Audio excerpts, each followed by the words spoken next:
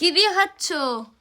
আজকের আলু চোখা কাঁচা লঙ্কা এই দিয়ে খাচ্ছি। আজকে রান্না করিনি, তুইও তাই খেয়েছিস তো। আমাকে বৃহস্পতি কি দিয়ে খেয়েছ?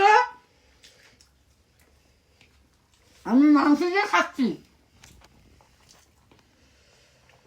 আলুর সাথে ভাত করেছি, আজকে শরীরটা একদম ভালো না, আর ইচ্ছেও করছে না যে রান্না করি, তাই আলুর সাথে ভাত আর কাঁচা লঙ্কা আছে।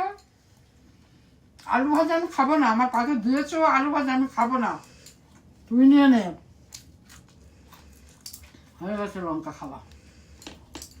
আর দুটো দেবো নাকি লঙ্কা? আমি লঙ্কা খেতে ভালোবাসি, জানিস না?